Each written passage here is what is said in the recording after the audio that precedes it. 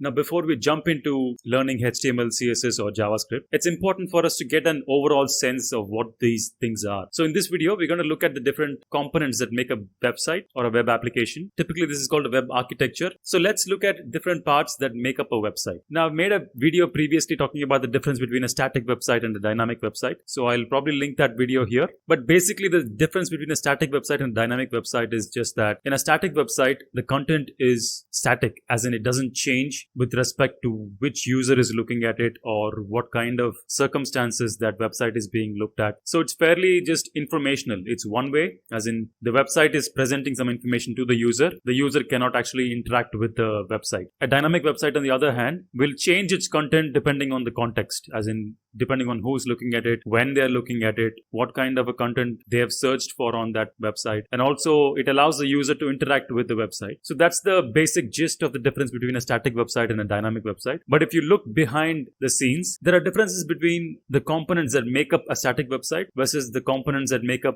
a dynamic website. So if you look at this illustration, you can see that the static website contains primarily three items: HTML, CSS, and JavaScript. We'll look closer at what these individual things are in a little bit. But if you look at a dynamic website, it has two parts: a front end and a back end. And a front end contains the three items that a static website will anyway have. But there's also a back end to a dynamic website which contains these three things: a database, server, and application. So basically a dynamic website contains both a front end and a back end. A front end is just what appears on the client side, and a client side is simply the term used for the user's computer. Okay, so a website is hosted in the internet somewhere, but the user gets to see that website on their machine, and that machine is called the client side. And whatever they see on their machine, their browser, is called the front end, and that requires HTML, CSS, and JavaScript. But behind the scenes, on a computer somewhere in the internet, there is a back end to this front end, and whatever is showing up on your browser will try to connect to that back end machine to do whatever is necessary for the website to be dynamic. Now, if you're really confused by this, it's okay. I'm just trying to give you a sense of the different kinds of websites and the different components that go into it. At the moment, we don't need to worry about this back end at all. Forget about this back end. I just want you to know that it exists. You don't have to memorize this or remember these terms. Forget about the backend. It is there for a more complex website. But in this course, we're primarily going to look at HTML, CSS, and JavaScript. These are the three components that we are going to look at in this course. Eventually, we'll move on to what the backend is. But for now, it's important for us to look at these three things, because no matter whether the website is static or dynamic, these three things are common. You need to know these to build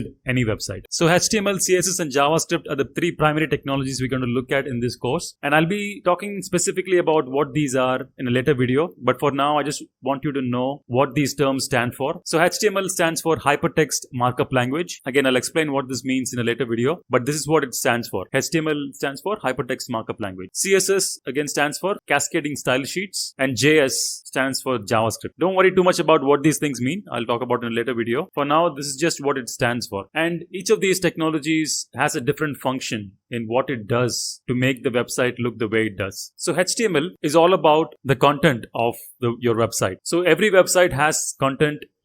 It has images, it has text, it may have videos or whatever. So HTML takes care of all this content. So for example, this header component may have some text and some links. And again, this content may have some text or images or whatever. And here the left navigation may have certain links or lists of links. And this footer may have some additional links or information. So all of these information are defined by HTML. And we may even specify the location and the layout of these different information using HTML. So HTML takes care of the content of the website. Now CSS is all about styling the content. It's about how that content is presented. For example, in this illustration, you can see the header is at the very top and it has a certain background color and it's of a certain height and certain width. So CSS can be used to modify these parameters. Using CSS, you can specify that this header section should be of a certain height. So let's say this is like 200 pixels. You can say that this should be 300 pixels or 250 pixels. So using CSS, you can specify those parameters. You can also specify the color of the background. You can specify the color of the text. You can specify how big the text is. You can change the font style. So many things about the appearance of this content can be changed using CSS. Similarly, you can change the width of this content. You can specify what happens if you move your cursor over this. You can specify how this content behaves using CSS. So these aspects about the appearance of your website are defined by the CSS. Now, JavaScript is a little more complicated. I'll be talking about it in more depth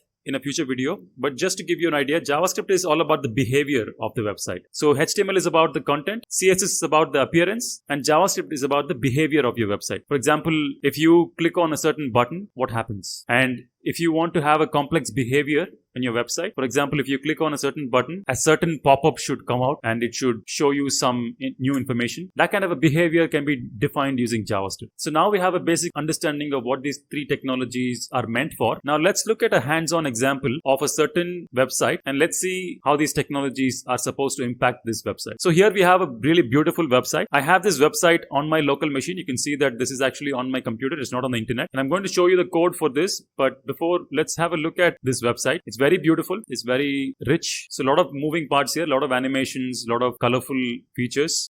You have a counter as well.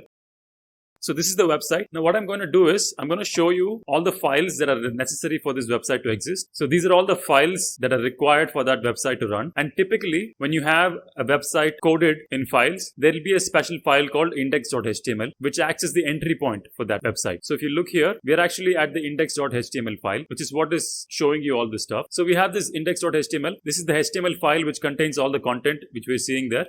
And there's a folder here which says CSS, which will contain the styling for all of the things that you see on the website. And then there's a JavaScript folder, which contains the JavaScript code for defining the behavior of the website. Now, what I'm going to do is, we saw the beautiful website. Now, let's remove the CSS from that website. I'm going to right click on this and then click on rename and change it to XCSS. So basically, I'm trying to make this folder inaccessible for the code that is written in this file, just to remove the CSS from the website. So right now, we have this website and the CSS is removed. If I reload this, it's going to render the website without any styling.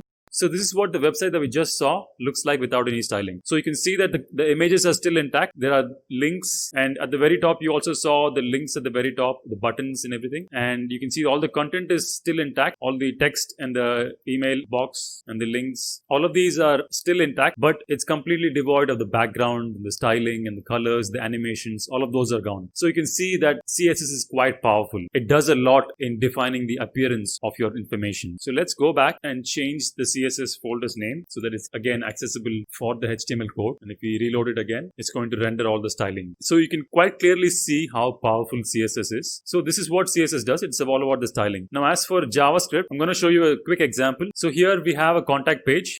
And you have the form. When you click on send message, something is supposed to happen to the message that you entered. It's supposed to take that message and send an email to somebody or send it to a certain inbox. Now, this is the behavioral aspect of the website. When you click this button, it has to take this information and do something with that information. So it's a kind of a behavior, and that is something that is defined using JavaScript. So that's a quick example of what JavaScript does in your website. It's all about the behavior of the different components on your website. So this is a quick demo of what these three independent technologies are supposed to do. HTML is all about the content and the layout and how that content is structured, and CSS is all about how that content or the information is presented to the user. It's all about the aesthetics, and finally JavaScript is about the behaviors of these components on your website. So I hope this gives you a quick idea as to what these three technologies are and an introduction as to what they're meant for in a website. In the next video, we're going to start looking at HTML in depth. Please stick around. Make sure to like this video and share it so that others can find it, and make sure to subscribe to our channel so that you don't miss out on future videos. Thanks for watching.